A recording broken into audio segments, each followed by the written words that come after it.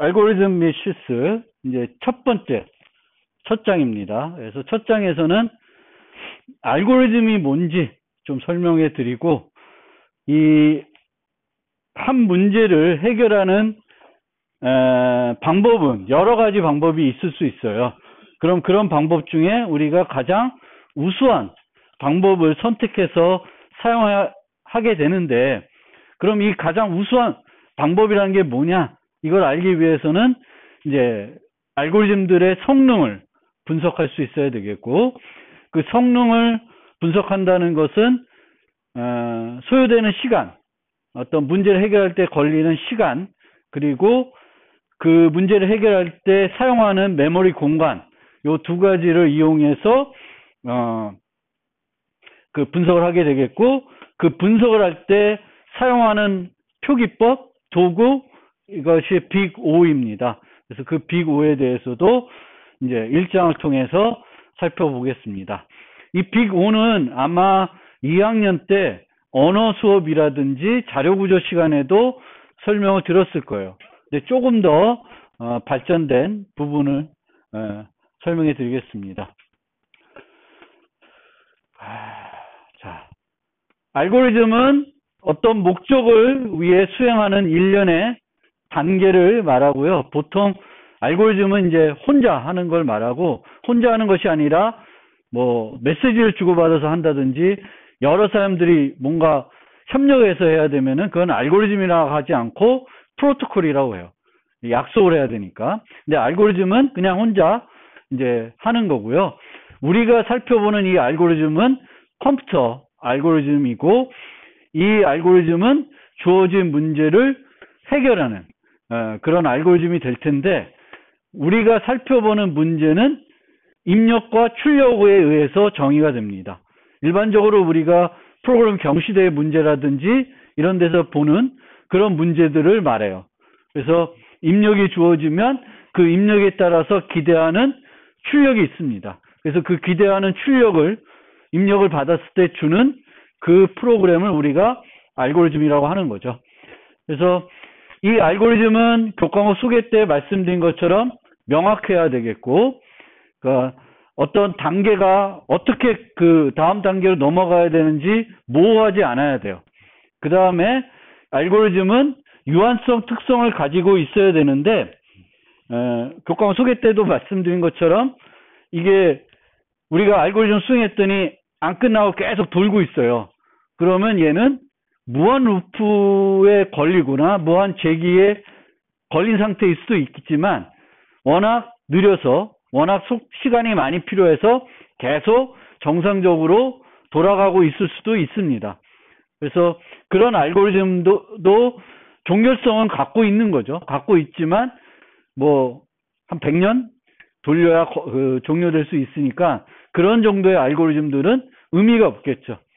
보통은 우리가 빠른 알고리즘이다 그러면은 문제를 딱 줬을 때 사람이 느꼈을 때 안 느리다, 금방 끝나면은 빠른 거예요. 근데 사람이 생각하기에 보기에 되게 느리네, 이런 정도 느끼면은 상당히 느린 알고리즘이 되겠습니다. 그래서 그것도 여러분들이 피부적으로 이렇게 프로그램을 돌렸을 때 빠르게 그래서 보통 우리가 그 프로그램 경시대 같은 데서 문제의 성능을 측정할 때 1초를 주고 있죠. 그래서 1초 이내에 프로그램이 종료되면 사람들은 빠르게 느끼는 거예요. 근데 1초가 넘어가면 뭔가 얘는 좀 오래 걸리는 걸로 느끼는 거예요. 그래서 그렇게 시간을 잡아놓고 우리가 테스트하고 있고요. 알고리즘은 정확해야 됩니다. 정확해야 됩니다. 이게 갖춰야 되는 특성인데, 이 조건들을 무조건 다 갖추는 건 아니고, 어떤 교재에 보면 나오겠지만 알고리즘들이 일부 문제에 대해서만 정확한 답을 줄 수도 있습니다. 우리가 범위를 제한해 가지고 그 알고리즘을 만들어 놓을 수도 있어요. 뭐 100보다 적은 수에 대해서 소수를 찾아준다. 그럼 그 알고리즘은 100보다 적은 경우에는 올바른 답을 주겠지만 100보다 큰 경우에는 올바른 답을 주지 못하겠죠. 그래서 이 알고리즘은 제한된 범위 내에서만 답을 줄 수 있고, 어떨 때는 답을 주고 어떨 때는 또 답을 안 주는 그런 알고리즘도 우리가 사용하긴 합니다. 하지만 알고리즘은 우리가 기대하기로는 정확해야 되는 거죠. 유한해야 되고 명확해야 됩니다. 그래서 알고리즘을 우리가 서술할 때 이 수업에서는 이제 의사 코드를 가지고 서술합니다. 그래서 교재나 이제 슬라이드에 제가 이제 의사 코드를 갖고 서술하고 있는데 그 의사 코드가 약간 파이썬과 좀 비슷하게 좀 서술을 해놓고 있습니다. 그래서 참고하시면 되겠고, 조금 익숙해지면은 그 의사 코드가 그렇게 이해가 되진 않을 거예요. 그래서 처음에는 조금 헷갈릴 수도 있는데 그 보다 보면은 익숙해질 걸로 생각됩니다. 그래서 한 가지 제가 쓸 때 고민하다가 한 거는 이제 알고리즘 서술할 때 제가 이렇게 해가지고 대입을 나타내고 있고요. 원래 비교는 우리가 보통 프로그램에서 이렇게 두 개 쓰는데 하나만 써서 비교를 해놓고 있어요. 그래서 이게 좀 그 알고리즘 볼 때 조금 헷갈릴 수도 있는데, 이 알고리즘의 그 의사 코드에 나타나는 거랑 실제 프로그램 언어에서 코드랑은 이게 기호가 안 맞을 수 있으니까 의사 코드라는 걸 잘 생각해가지고 의사 코드를 보고 이제 여러분들이 좋아하는 언어로 바꿀 때 그걸 감안해서 바꾸시면 될 거고요. 바꿀 때 또 언어에 따라서는 고려해야 될 사항들이 좀 더 언어마다 달라질 수 있죠. 복잡해질 수 있습니다. 그래서 알고리즘은 이제 그런 건데, 이제 알고리즘의 성능을 분석하고 싶은 거예요. 왜냐하면 한 문제를 해결하는 알고리즘은 다양할 수 있는데, 이 다양한 것들 중에 어떤 것을 우리가 선택해야 좋을지 판단할 수 있어야 되는데, 그 판단을 하기 위해서는 알고리즘 성능을 분석해야 되겠고, 알고리즘 성능 분석에는 두 가지 요소, 시간 복잡도, 공간 복잡도 두 걸 가지고 이제 분석을 하게 됩니다. 그리고 그런데 그렇게 분석을 해가지고 성능이 좋은 알고리즘이 있고 성능이 나쁜 알고리즘이 있어요. 그럼 이 나쁜 알고리즘은 쓸모없는 거냐? 그렇지는 않고요. 보통 우리가 테스트 데이터를 많이 만들어가지고 내가 만든 효율적인 알고리즘을 검사해야 될 수 있어요. 데이터를 우리가 프로그램을, 그러니까 알고리즘을 수학적으로 정확성을 증명하면 좋겠지만 그게 간단한 것은 아니니까 보통은 우리가 그렇게 하지 않죠. 그러면 내 프로그램이, 내 알고리즘이 정확한지 검사하고 싶으면은 많은 테스트 데이터를 가지고 검사를 해볼 겁니다. 근데 많은 테스트 데이터 갖고 검사하려고 그러면은 테스트 데이터를 만들 수 있어야 되겠죠. 근데 이 테스트 데이터를 손으로 만들기는 문제에 따라서는 대단히 어려울 수 있어요. 그래서 이 테스트 데이터를 만들 때에는 정확한 알고리즘 갖고 만들어야 되겠죠. 그러면 우리가 보통 어떻게 하냐면은 성능은 나쁘지만 정확한 알고리즘을 갖고 테스트 데이터를 만들고 그 테스트 데이터를 가지고 우수한 알고리즘을 검사하는 거예요. 그래서 이 성능이 나쁜 알고리즘이 다 쓸모없는 건 아니고 주로 어디다 많이 쓰냐면은 테스트 데이터를 랜덤하게 아니면 필요한 테스트 데이터를 만들 때 많이 사용하게 됩니다. 저도 이제 저지 사이트에서 이제 그 여러분들 과제 수행하기 위해서 문제를 만들 때 제일 어려운 부분이 테스트 데이터를 만들어 가지고 올리는 부분이에요. 근데 이 테스트 데이터를 그럼 어떻게 만드냐? 정확한 알고리즘을 만들어야 테스트 데이터를 만들 수가 있습니다. 그래서 정확한 알고리즘을 만들 때 우수한 알고리즘을 만드는 것도 중요하지만 우수한 알고리즘을 만들기 어려우면은 우선은 정확하지만 성능이 떨어진 알고리즘 갖고 테스트 데이터를 만들 수 있습니다. 그러면 테스트 데이터를 충분히 필요한 만큼 조금 시간은 더 걸릴지 몰라도 만들 수가 있습니다. 그리고 이때 또 많이 질문하는 게 우리가 시간 복잡도는 그 속도죠. 그 걸리는 시간인데 빠르면 빠를수록 좋은 거고요. 공간 복잡도는 사용하는 메모리 공간이니까 적게 쓸수록 좋은 거잖아요. 그러면 얘가 상충될 수도 있습니다.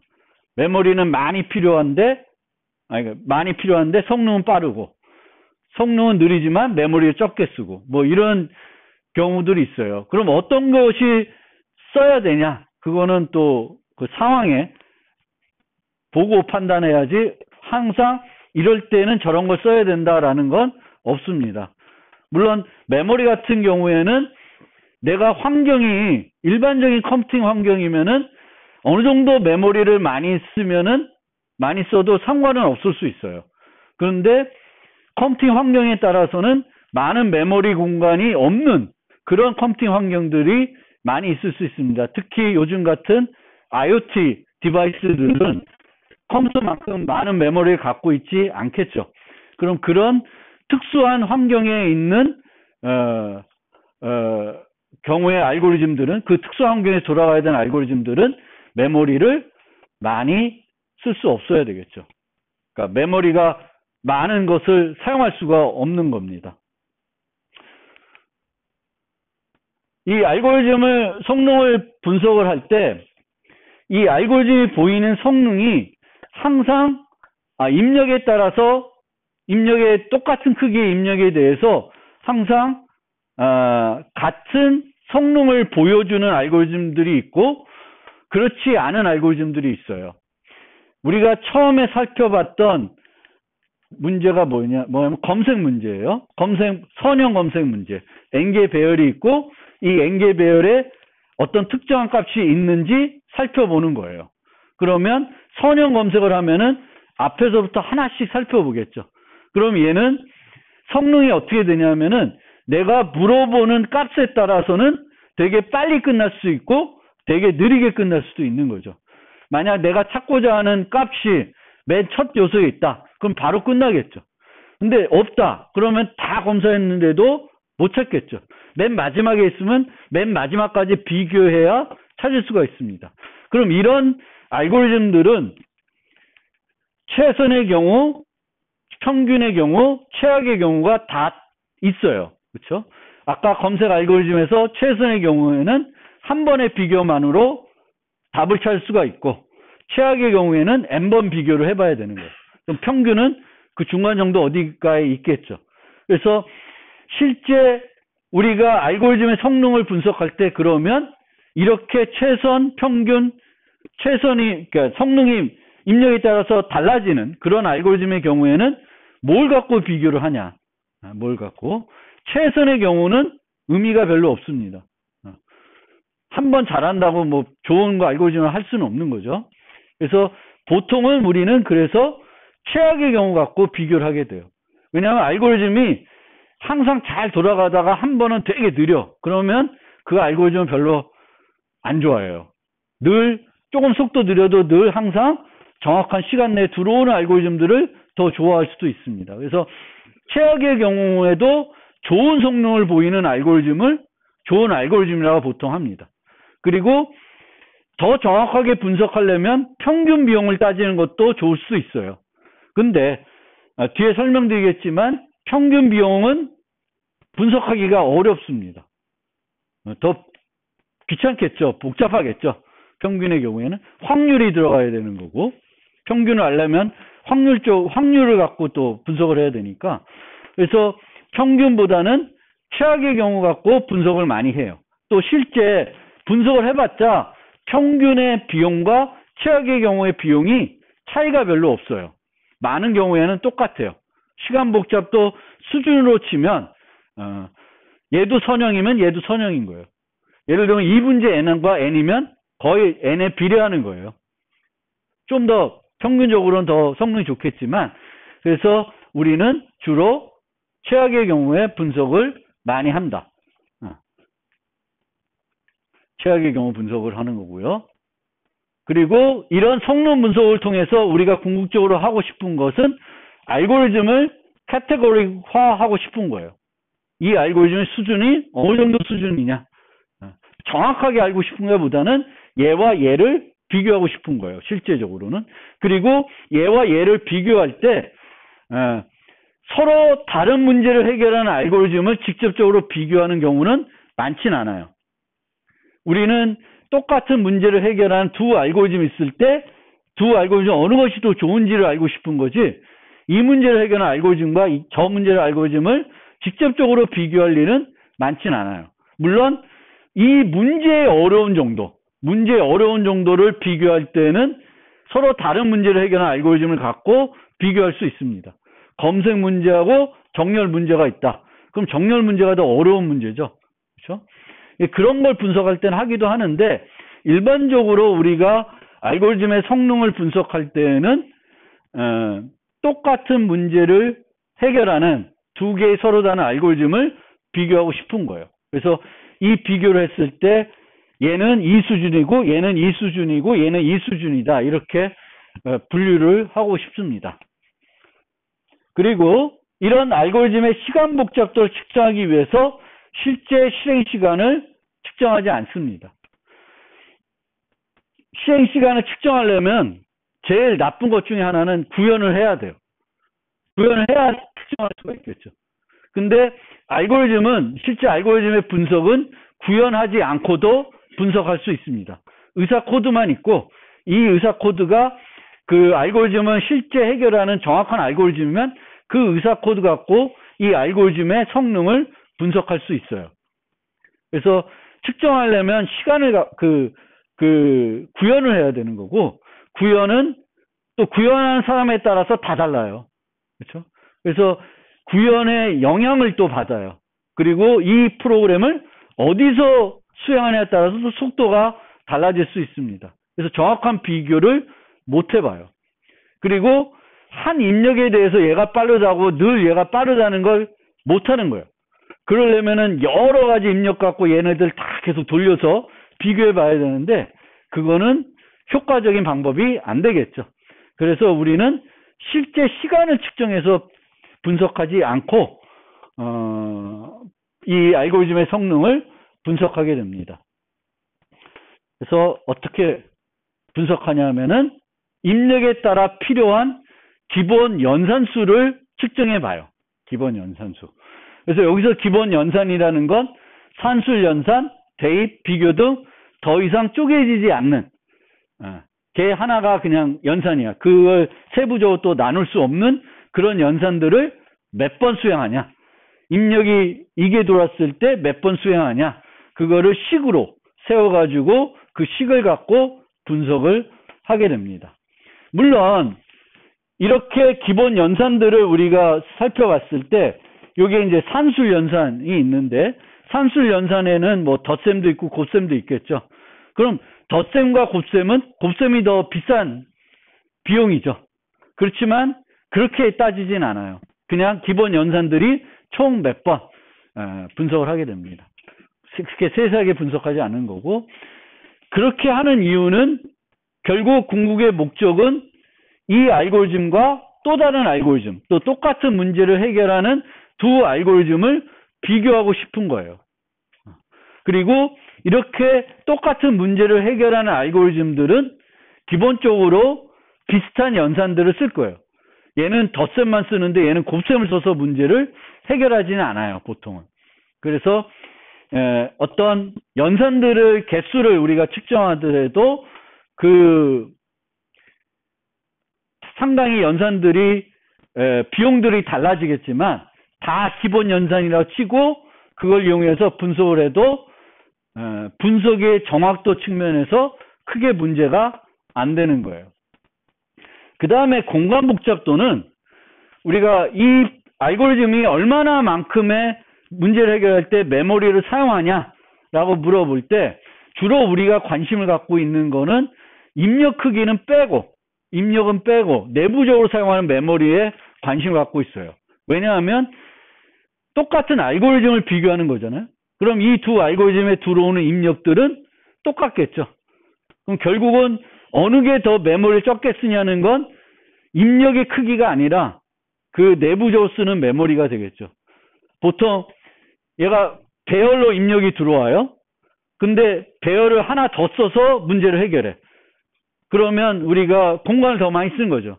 이 알고리즘은 배열 입력 받는데 추가적으로 배열을 안 만들고 정수, 변수 몇 개 갖고 문제를 해결해요. 그럼 어느 게 더 공간을 적게 쓰는 거야? 이 후자가 더 적게 쓰는 거죠. 그래서 여기서 둘 다 어차피 입력을 받는 건 배열을 받을 거예요. 그거는 same이에요. 똑같대요. 그렇지만 우리가 이 알고리즘의 공간 복잡도를 얘기할 때는 입력까지 같이 플러스해서 얘기를 해요. 입력 플러스 내부적으로 사용하는 공간. 근데 비교해서 핵심은 입력이 차지하는 공간이 아니라 그 입력 공간을 뺀 메모리에서 추가적으로 쓰는 공간. 그 공간이 얼마나 많이 쓰냐라는 거고요. 보통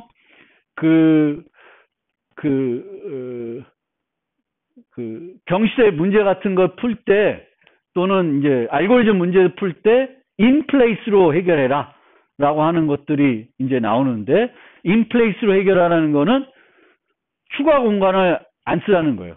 그러니까 추가 공간을 안 쓰라는 건 정수, 변수 이런 거 하나 더 쓰지 말라는 게 아니라 입력이 배열로 들어오면 똑같은 크기의 또 다른 배열을 만들지 말고 그 입력만 가지고 정수, 변수 몇 개 써서 만들라는 거예요. 그래서 이렇게 되겠고 또 이 공간 복잡도를 우리가 살펴볼 때 또 어디 가서 이 공간 복잡도를 또 많이 생각하게 되냐면은 그래프 관련된 문제를 풀 때도 많이 생각을 하게 돼요. 그래프. 그래서 그래프 관련된 문제를 풀 때는 이 그래프를 컴퓨터 내부적으로 표현해야 되는데 그래프를 내부적으로 표현할 때 쓰는 기법이 딱 두 가지가 있어요. 인접 행렬, 인접 리스트. 그래서 인접 행렬은 n by n 2차원 배열을 쓰는 거죠. 그럼 n제곱 공간이 사용이 되는 거고 인접 리스트는 배열과 그 인접 노드들을 목록으로 유지하는 거니까 이제 간선수의 비례를 하게 돼요. 그래서 m의 비례하고 n제곱 뭐 이렇게 되는데 하여튼 그 인접 행렬, 인접 리스트의 개념도 이제 7장 그래프 가서 좀 더 살펴보겠습니다. 그러면 아까 살펴봤던 검색 가지고 한번 요 간단한 분석을 연산을 얼마나 쓰나 한번 간단히 분석을 해보겠습니다. 그래서 요게 제가 쓰는 그 의사 코드 형태예요. 뭐 보면 뭐 그렇게 어색하진 않죠. 요게 조금 어색할 수는 있어요. 그래서 대입을 이렇게 하고 비교를 이렇게 하겠습니다. 그래서 이제 이렇게 이제 놓고 봤을 때 얘가 이제 최선의 경우, 최악의 경우, 평균의 경우 얼마나 연산을 많이 쓰냐 이제 요걸 살펴볼 건데 n개의 수로 구성된 배열이 들어온다는 가정하에 이제 분석을 해보겠습니다. 이 분석을 하려 그러면 먼저 최선의 경우가 언제인지 알아야 돼요. 그렇죠? 최선의 경우. 그 다음에 최악의 경우가 언제인지 알아야 돼요. 근데 간혹 우리가 문제를 풀 때 문제에서 언제가 최악인 경우도 잘 모를 경우가 있어요. 그걸 모르면 분석하기가 어렵습니다. 이 문제는 최악의 경우가 언제인지 쉽죠. 쉬운데 이제 어떤 문제들을 만나면 얘는 최악의 경우가 언제인지 그게 이렇게 간단하게 머리에 떠오르거나 생각나지 않을 수도 있어요. 그래서 이런 분석을 하려면 최악의 경우가 언제인지를 알아야 된다. 이게 첫 번째 우리가 알고리즘 분석할 때 여러분들이 파악해야 되는 게 이 알고리즘은 언제 최악의 경우에인지 그 상황이 뭔지를 이제 판단해야 되는 거고 얘는 최악의 경우는 없는 경우가 되겠어요. 없는 경우에 비용이 제일 많이 발생하는 거고 최선의 경우는 언제냐? 내가 찾고자 하는 이 부위가 A1에 A0에 있는 거예요. 여기서 또 말씀드려야 될 게 의사 코드를 쓸 때 괜히 이렇게 한 것 같기도 한데 1세기는 쓰고 있어요. 근데 오히려 1세기 쓰면 나중에 알고리즘 바꿀 때 더 헷갈리는 경우가 많더라고요. 우리 코딩할 때는 다 0세기는 쓰는데 알고리즘을 괜히 1세기는 해놓으니까 헷갈리는데 제가 봤던 교재들은 다 1세기는 해놔가 저도 그 따라 하다 보니까 이렇게 됐는데 그건 또 여러분들이 그 차이도 좀 감안을 해주시면 돼요. 그래서 1세기나 치면은 이제 1번째, 색인 1에 이제 부위가 있을 경우가 되겠죠. 그리고 그러면 이제 언제인지 알았으니까 평균 경우 좀 이따 얘기하게 되겠고 요 경우에 그러면 최선의 경우에는 일반적인 C나 자바를 한번 생각을 해봅시다. 그러면은 얼마만큼의 비용이 드냐면은 I equal 0을 하겠죠. 그 다음에 컨디션을 하겠죠. 그 다음에 안에 들어가서 요 비교를 하게 됩니다. 그리고 끝나요. 그러면 총 연산의 수는 3개가 필요한 거죠. 대입 연산 1번, 비교 연산 2번. 이렇게 따지는 게 바로 연산의 수를 따지는 거예요. 비교 연산 2번, 대입 연산 1번. 이렇게 되는 거고. 최악의 경우에는 대입 연산 1번. 매번 반복할 때마다 몇 번이 이루어지냐면은 뭐가 이루어지냐면 비교가 이루어지고 증가가 이루어지고 또 비교가 이루어져요. 그러면 이 n번 비교가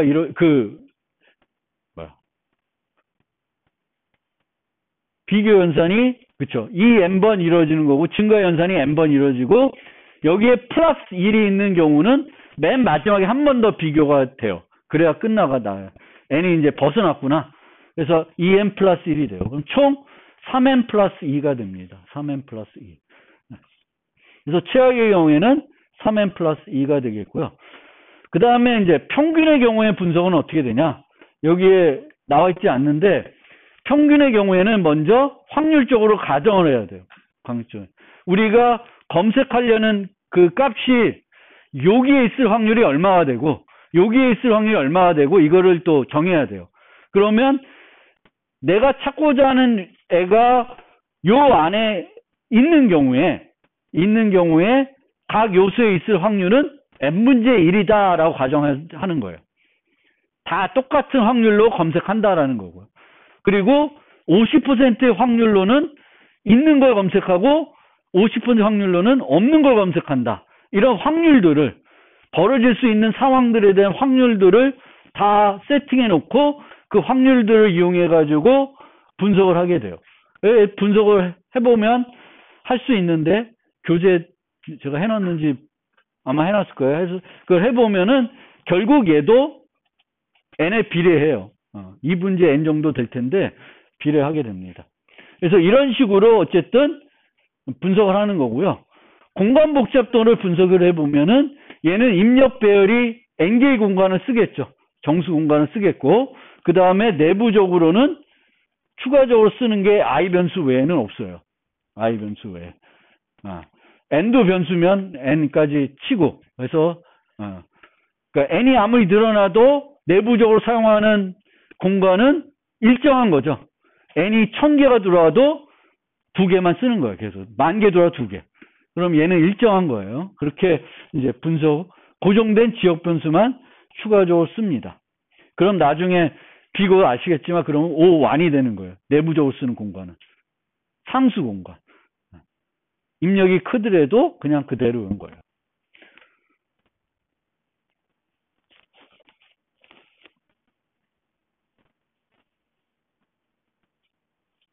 그 다음에 이제 요 경우들 한번 또 그러면 라프하게 한번 요 알고리즘 이게 요 문제를 해결하는 2개의 알고리즘이 있는데 이 2개의 알고리즘의 성능을 공간 복잡도, 시간 복잡도를 잠깐 좀 생각을 해봅시다.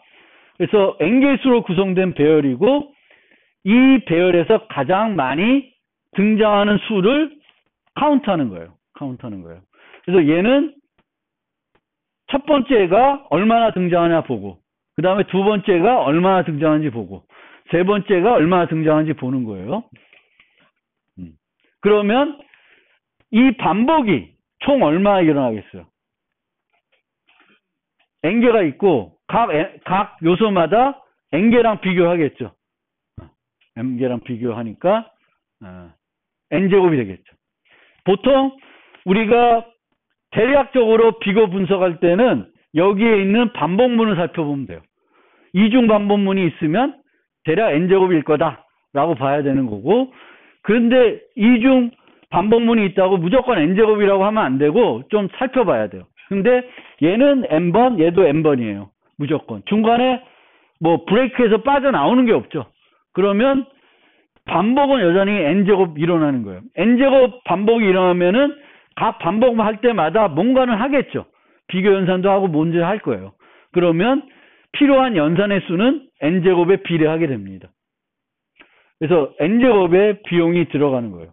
그러면 얘는 좀 무식하게 전수조사한다고 생각하시면 되는 거고, 얘는 어떻게 하냐? 해시맵에다가 이제 해시맵이라는 자료 구조를 이용해 가지고 각 등장하는 요소들을 카운트하게 되는 거예요. 카운트하는데 그 카운트할 때 요 포문이 있고 요 포문이 있죠. 그럼 요 포문은 몇 번 반복이에요? n번 반복하는 거죠. n번 반복이 끝나고 나면 해시맵에는 어떤 자료가 있냐면은 3은 몇 번 등장했다. 2는 몇 번 등장했다. 이게 나와 있는 거죠. 이게 계산이 되는 거예요. 그러면 여기서의 비용을 따지려면 n번 반복하는데 이 각각의 contains key, get, put 요 연산들을 수행하는 거죠. n번 반복할 때마다. 그러면 얘와 얘의 비용을 알아야 되겠죠. 비용을 알아야 전체적으로 소요되는 비용은 여기에 비례하는 거예요.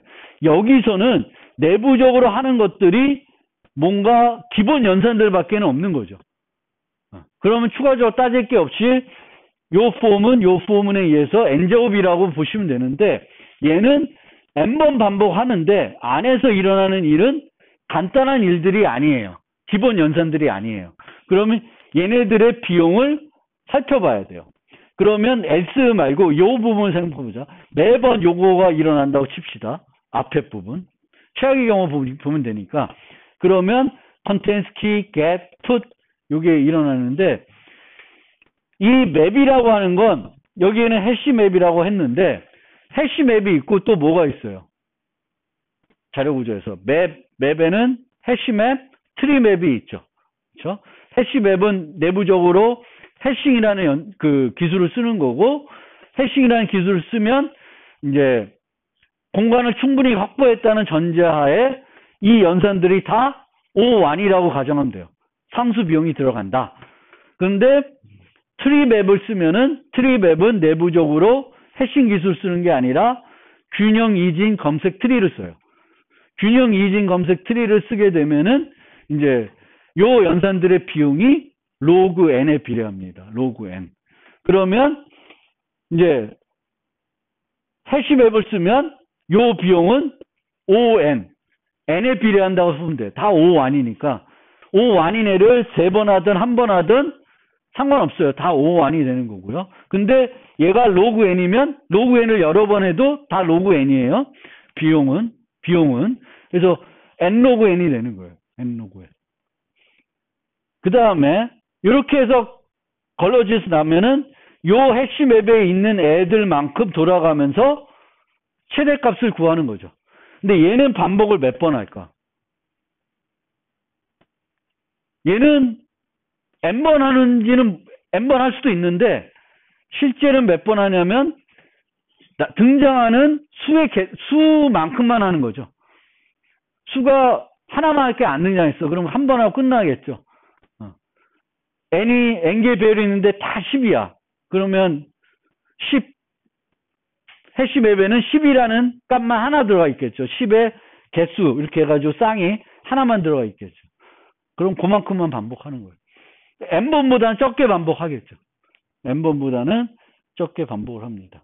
그러면 얘는 n제곱이고 얘는 n 로그 n 또는 n이에요. 그럼 시간 복잡도 측면에서는 어느 게 더 좋은 거예요? 얘가 더 좋은 거죠. 시간 복잡도 측면. 얘는 n제곱이고 얘는 n 로그 n 트리맵을 쓰면 해싱을 쓰면 ON이 돼요. ON.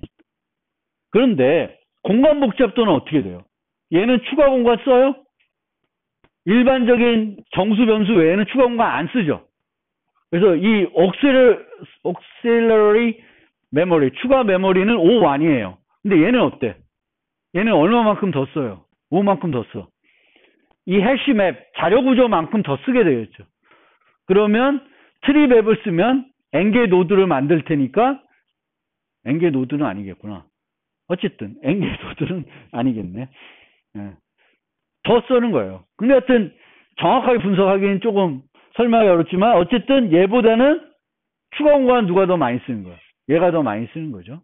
그래서 얘는 시간 복잡도는 좋은데 공간 복잡도는 얘가 더 좋은 거예요. 그럼 이렇게 했을 때 어떤 걸 선택할까? 결정하게 되는데 일반적으로 컴퓨터 돌릴 때는 이만큼 더 쓰는 건 별로 문제가 안 되죠.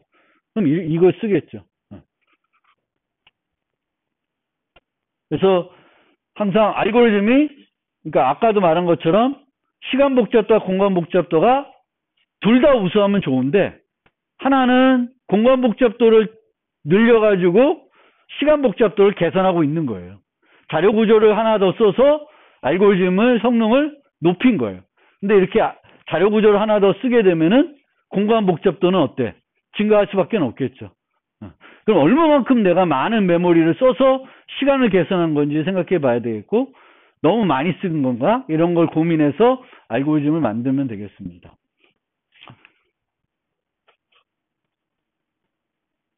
또 하나 더 분석을 해보면은 이제 여기도 보면은 n개수로 구성된 배열인데 중복 요소의 존재 여부예요. 중복 요소. 그래서 똑같은 값이 있냐 없냐. 다 다른 값이냐 아니냐. 그래서 여기는 전수조사한 거죠. 첫 번째와 나머지, 두 번째와 그 뒤에 있는 애들, 또 세 번째와 그 뒤에 있는 애들을 비교하고 있습니다. 이것도 보면 이 n-1과 n을 잘 코딩이 안 되시는 분도 있어요. 근데 제일 정확하게 우리가 코딩하는 건 이렇게 되는 거죠. i는 하나 전까지만 가면 되겠고 얘는 뒤에 포르프는 처음 내가 지금 비교하는 애의 다음 애들만 비교해 보면 돼요. 왜냐면 얘와 앞에 있는 애들은 이미 앞에 있는 것들이 올라오면서 했기 때문에 얘를 다음 애들만 비교해 보면 됩니다. 그래서 이렇게 비교하면 되겠고 그러면 얘는 처음에는 n-1번 비교하고 최악의 경우 그러니까 최악의 경우를 분석하려면 언제가 최악의 경우예요? 얘는 없는 경우가 최악인 경우죠. 찾으면 거기서 중단되니까 없을 때 제일 비용이 많이 들 거예요. 그러면 처음엔 n-1번, 그 다음에 n-2번, 그 다음에 n-3번에서 맨 마지막에는 한 번의 비교가 필요해요. 그러면 그걸 쫙 더하면은 n제곱에 필요합니다. 정확하게는 n의 n-1 나누기 2인데 그걸 해봤자 n제곱 정도가 되는 거죠. 그래서 이렇게 되는 거고 또 하나 더 요보다 더 좋은 방법은 정렬하는 거예요. 정렬을 하게 되면은 똑같은 애들은 어디에 위치하게 돼요? 인접해서 위치하게 되겠죠. 그러면 정렬한 다음에 아까는 첫 번째하고 다 비교를 했는데 이제는 뭐만 비교해보면 그 다음 애들만 이렇게 인접한 애들끼리만 비교해보면 되죠. 그래서 쭉 가면서 앞에 있는 애들만 비교해보면 돼요. 그러면 얘는 요 포문만 보면은 n에 비례한 거죠. 그러면 비용은 어디에서 좌우가 돼요? 정렬하는 데 좌우가 되겠죠. 그래서 보통 정렬 알고리즘의 비용은 n 로그 n이가 됩니다. 좋은 알고리즘 쓰면 n 로그 n이 돼요. 얘는 n제곱, 얘는 n 로그 n이 돼요. 그럼 어느 게 더 좋아? 얘가 더 좋은 거죠. 근데 마찬가지로 얘는 공간을 더 안 쓰고 있어요. 얘는 어떨까? 공간을 더 쓸까 안 쓸까? 여기서 뭘 하냐에 따라 달라요. 정렬 알고리즘이 합병 정렬처럼 추가 공간을 쓰는 그런 애면 추가 공간을 쓰는 거고 빠른 정렬처럼 추가 공간을 안 쓰는 애면 추가 공간 없이 이루어지는 거예요. 그래서 이것도 이제 추가 공간 여부는 얘에서 좌우되는 거고 그 다음에 얘는 이렇게 집합 개념을 집합 자료 구조를 이용해요. 집합 자료 구조도 방금 앞에서 봤던 해시맵과 비슷한 자료 구조예요. 맵은 쌍을 유지하는 거고 집합은 똑같은 기술인데 값을 하나만 유지하는 거예요. 그래서 셋도 해시셋이 있고 트리셋이 있어요. 그럼 해시셋은 비용이 집어넣는 비용, 찾는 비용이 O1이 되겠고 트리셋은 로그 n이 되는 거예요. 그러면 n개를 집어넣으면 트리셋이 되면 얘는 비용이 어떻게 돼? n 로그 n이 되죠. 소팅하는 거나 차이가 없는 거예요. 근데 해시 셋을 이용하게 되면 얘는 ON이 돼요. ON. 그래서 이렇게 for loop를 돌릴 수도 있고, 언어에 따라서는 집합을 만들 때 배열을 통째로 전달해 줄 수도 있어요. 그럼 집합 갖고 배열 갖고 뭘 만드는 거예요? 집합을 만든 거예요. 그 다음에 그럼 뭘 해보면 돼? 중복 있는지 여부는. 배열의 크기와 뭘 비교해 보면 돼요? 집합의 크기를 비교해 보면 돼요. 여기는 중간에 중단할 수가 있는 거죠. 넣다가 얘는 안 들어가네. 이미 있는 애네. 그러면 여기서 중단하고 있죠. 근데 더 간결하게 만들려고 얘를 안 하고 집합을 만들면서 그냥 동시에 뭘 집어넣어요. 생성할 때 배열통을 줄 수도 있어요. 언어에 따라서는. 그러면 집합이 바로 만들어지는 거예요. 그 다음에 크기 갖고 비교하는 거예요. 그럼 그 경우에는 무조건 비용은 어떻게 돼? 무조건 n 로그 n OM 비용이 든 거예요. 중간에 중단되는 비용은 없는 거예요. 그렇지만 이렇게 짜게 되면은 항상 또 비교해야 되는 비용들이 들어가는 거죠. 요 비용이. 이것도 만만치 않아요. 특히 파이썬 같은 경우에는 오히려 이게 더 느리게 돼요. if문이 되게 비용을 많이 잡아먹어요. 실제 시간적으로 보면. 그래서 그냥 통으로 집합에 넣고 크기 비교하는 게 더 빠를 수가 있어요. 이렇게 짜는 게 평균적으로 보면 중간에 중단 횟수가 더 좋겠구나 생각할 수도 있는데 실제 보면 그렇지 않을 수 있어요. 그래서 그거 하면 되겠고. 그래서 이런 식으로 우리가 한 문제를 해결하는 알고리즘들은 매우 다양할 수 있고, 이런 알고리즘들을 우리가 분석할 수 있어야 됩니다. 그래서 그 분석할 때 쓰는 게 이제 그 연산수를 파악하는 거고, 아주 정확하게, 실제적으로는 정확하게 아까처럼 3n 플러스 2를 계산해야 되는 건 아니에요. 모든 경우에는 대충 짐작해서 볼 수 있어요. 여기서는 뭐가 기준이 되냐면은 다른 건 안 보고 요 비교들을 얼마나 하는지만 보고 있는 거예요.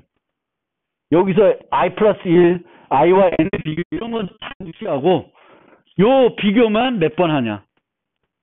여기서도 얘 비교를 몇 번 하냐. 이런 것만 보면은 물론 여기 소팅이 있으니까 좀 다른데 대략적으로 이렇게 아주 세세하게 실제 여러분들이 비교 분석할 때 연산수를 세고 있지는 않는다. 정확하게는 원래 그렇게 하는 거지만 이제 되게 익숙해지면 그냥 쳐다만 봐도 쟤는 n 로그 n, 쟤는 n 뭐 이렇게 이제 분석이 되는 거예요. 그래서 간단한 알고리즘들은 그렇게 어렵지 않게 비고를 분석할 수 있습니다. 그래서 비고에 대한 설명을 이제 넘어가야 되는데 비고 넘어가기 전에 알고리즘 하나만 더 보고 넘어가겠습니다. 그래서 얘를 왜 보냐? 요것 때문에 Can we do better? 그래서 우리가 항상 그 알고리즘을 만들 때 내가 만들어 놓고 거기서 끝내지 말라는 거예요. 한 번 더 욕심을 내보시게 좋아요. 그래서 뭐 리트코드 문제, 뭐 어디 100점 문제, 뭐 이런 거 문제 풀고 통과했다고 좋아하지 마시고 내가 만든 프로그램을 더 개선할 수 없는지를 살펴볼 필요가 있어요. 그리고 그걸 고민해 보고 그 다음에는 또 뭘 해보냐면은 보통은 이제 답들이 또 나와 있죠. 다른 사람들이 푼 답들이. 그러면 그것과 이제 비교를 해 보는 거예요. 그래서 내가 뭘 생각을 못했고 쟤는 어떤 생각을 했길래 나보다 빠르게 풀었구나 아니구나 이런 거예요.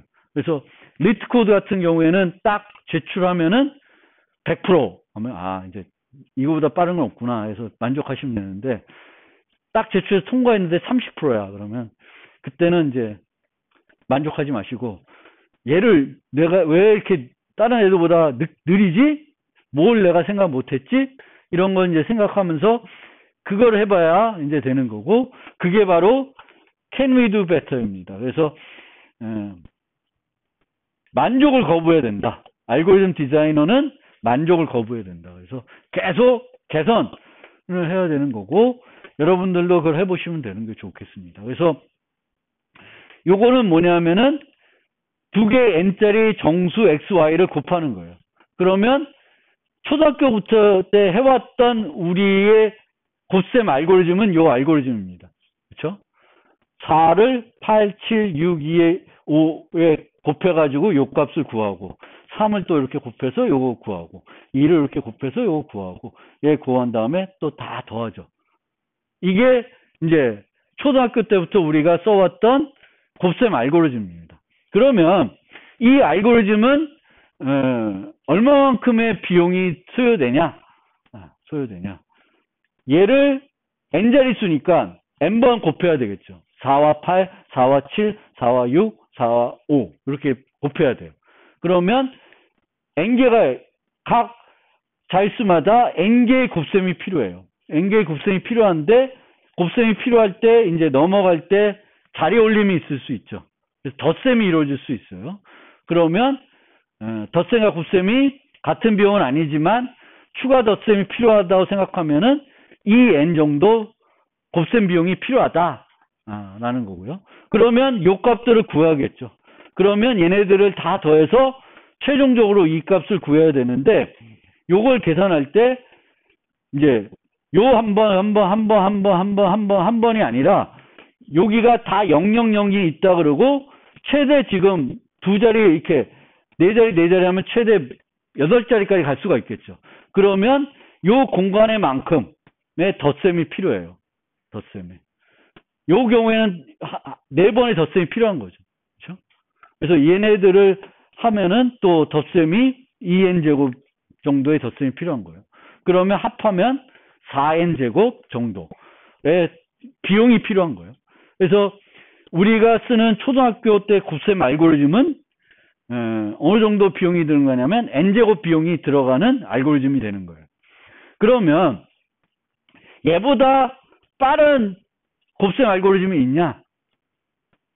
그걸 찾아보는 사람도 신기하지 않아요? 여러분들이 저거보다 빠른 게 있을까? 고민 보통은 안 할 텐데 이제 이 알고리즘어들은 저거보다 더 좋은 게 있나 늘 고민하는 거예요. 언제 고민을 안 할까? 증명을 하면 돼요. 증명을 해서 이보다는 빠른 알고리즘 만들 수 없다라고 증명이 되면은 더 이상은 이제 노력을 안 하는 거예요. 예를 들면 정렬 알고리즘은 비교 기반 정렬 알고리즘은 아무리 빠르게 해도 n 로그 n이 필요하다고 증명이 되어 있어요. 그럼 여러분들은 n 로그 n보다 빠른 알고리즘 만들겠다고 노력할 필요가 있어요, 없어요? 없지. 없는 거야. 그래서 근데 만약에 증명이 안 돼 있다. 그러면 나름대로는 한번 고민해 볼 수 있죠. 그거보다 더 좋은 알고리즘이 있는지 없는지 고민해 보고 만들어 볼 필요는 있습니다. 그래서 이 카라슈바라고 하는 사람이 만든 알고리즘이 이제 있는데 이 알고리즘은 재기 알고리즘이에요. 재기 알고리즘. 재기 알고리즘은 뭐냐? 원 문제를 작은 문제로 나누어가면서 계속 해결하는 거야. 그래서 n자릿수 두 개를 곱해야 되는데 얘를 2분의 n자릿수로 나눠요. 그 수를. 그래서 얘네들 갖고 하고 그거의 결과 갖고 결합해서 최종적으로 해요. 그러면 8자릿수면 4자릿수, 4자릿수면 2자릿수, 2자릿수면 1자릿수로 쪼개가지고 다시 위로부터 올라오는 거죠. 그게 재기 알고리즘이 되는 거예요. 그래서 여기에 보면 똑같은 문제인데 똑같은 수예요. 아까. 그러면 얘를 4자릿수를 2자릿수로 바꾸는 거예요. 이렇게 바꿀 수가 있겠죠. 그러면 우리가 원하는 XY 곱은 이렇게 되는 거예요. 이게 돼요. 그러면 요 안에 지금 몇 번의 덧셈 빼고 실제 복잡한 비용은 곱셈에 있지 않고 덧셈에 있는 거죠. 아니 곱셈에 있는 거죠. 그래서 이 덧셈을 생각하지 말고 곱셈을 보면 여기에 총 몇 번의 2분의 n자리 곱셈이 들어가요. 4번이 들어가 있죠. 4번. 4번이 들어가 있어요. 그런데 이렇게 4번 하지 않고 요 값을 요렇게 해서 구할 수 있어요. 요렇게 해서. 얘는 그대로 구하는데 AD 플러스 BC 값이 필요한데 원래는 이 문제의 n을 n 크기의 그 수를 두 번씩 곱해서 계산해야 되는데 그렇게 곱하지 않고 이렇게 곱해요. 이렇게 해서 구해요. 이렇게 해서 구하면은 결국은 곱셈이 몇 번 이루어져요. 한 번, 두 번, 세 번 이루어지는 거예요. 네 번 한 거를 세 번으로 바꾼 거예요. 근데 이렇게 해서 실제 구해보면, 세 개로 구해보면은 이렇게 하는 게 원래 우리가 알고 있는 알고리즘보다는 조금의 성능이 개선이 됩니다. 그럼 어느 정도 성능이 개선이 됐을까? 그거는 분석하기가 쉽지 않아요. 그래서 그거는 분석은 이제 4장 가서 할 건데 도사 정리라는 걸 이용해서 하긴 하는데 더 효과적입니다. 그래서 이런 식으로 우리가 알고리즘들이 아까도 말씀드린 can we do better라고 해서 어떤 알고리즘이 만나면 그 알고리즘을 우리가 그거보다 더 좋은 알고리즘을 만들 수 있는지 늘 고민해보고 만들어보고 그런 걸 해봐야 여러분들이 그 문제 해결 능력, 프로그래밍 능력 이런 것들이 향상될 수 있습니다. 통과했다고 만족하지 마시고 한 번 더 개선할 수 없는지 생각을 좀 해보시면 좋을 것 같습니다.